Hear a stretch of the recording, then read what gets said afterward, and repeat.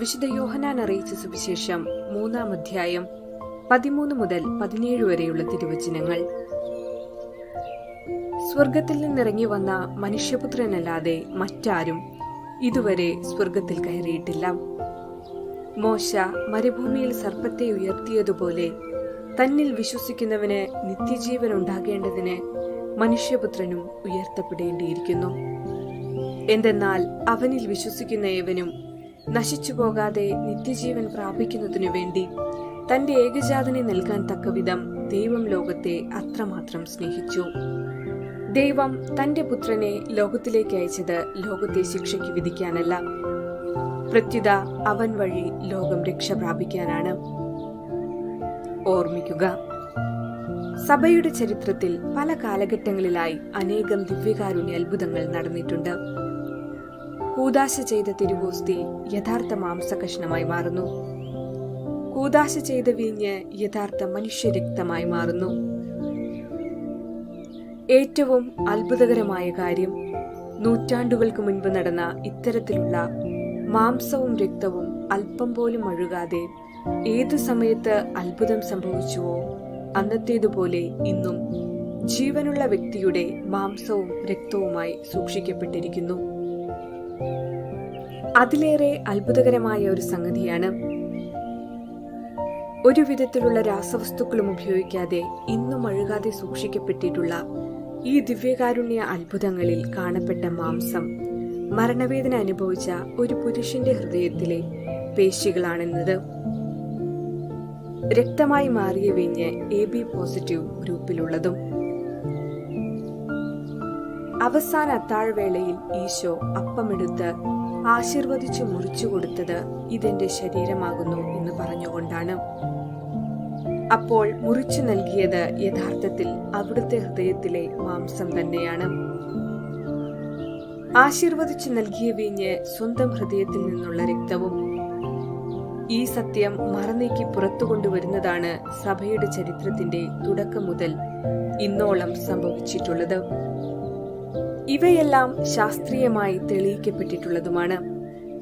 ഇന്ന് തിരുഹൃദയ തിരുനാളിന്റെ ഓർമ്മ പുതുക്കുമ്പോൾ യഥാർത്ഥത്തിൽ ഓർമ്മ പുതുക്കലല്ല, ഇന്നും സംഭവിച്ചുകൊണ്ടിരിക്കുന്ന യാഥാർത്ഥ്യം ഉൾക്കൊള്ളുവാനുള്ള ബോധ്യം എല്ലാവർക്കും ഉണ്ടാകട്ടെ എന്ന് പ്രാർത്ഥിക്കാം.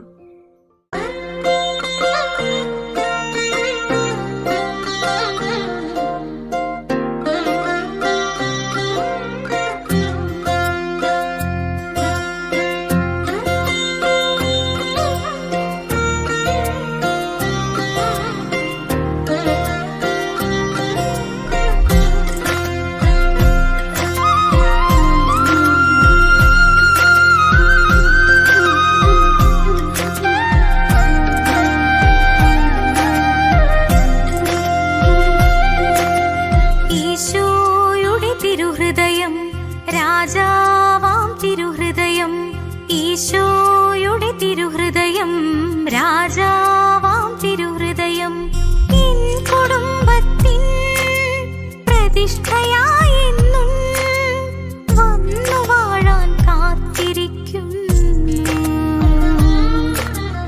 ഈശോയുടെ തിരുഹൃദയം, അലിവാർന്നൊരു തിരുഹൃദയം, രാജാവാം തിരുഹൃദയം, കരുണാമയമാം നിൻ ഹൃദയം.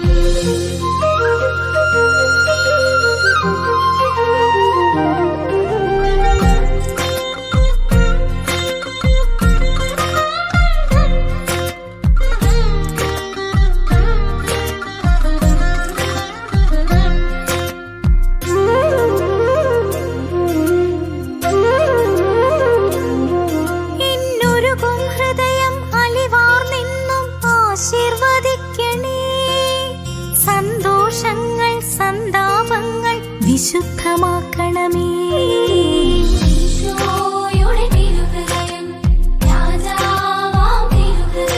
ഇന്നൊരുകും ഹൃദയം അലിവാർന്നെന്നും ആശീർവദിക്കണേ. സന്തോഷങ്ങൾ സന്താപങ്ങൾ വിശുദ്ധമാക്കണമേ. ഈശോയുടെ തിരുഹൃദയം, അലിവാർന്നൊരു തിരുഹൃദയം, രാജാവാം തിരുഹൃദയം, കരുണാമയമാം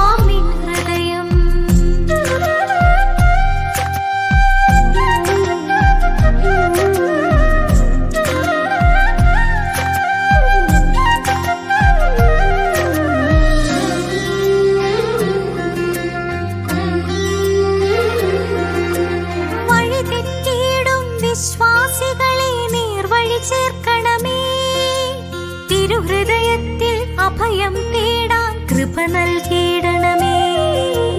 ഈശോയുടെ തിരുഹൃദയം, രാജാവാം തിരുഹൃദയം. വഴി തെറ്റിയിടും വിശ്വാസികളെ നേർവഴി ചേർക്കണമേ. തിരുഹൃദയത്തിൽ അഭയം തേടാൻ കൃപ നൽകിയിടണമേ. ഈശോയുടെ തിരുഹൃദയം, അലിവാർന്നൊരു തിരുഹൃദയം, രാജാവാം തിരുഹൃദയം, കരുണാമയമാം നിൻ ഹൃദയം.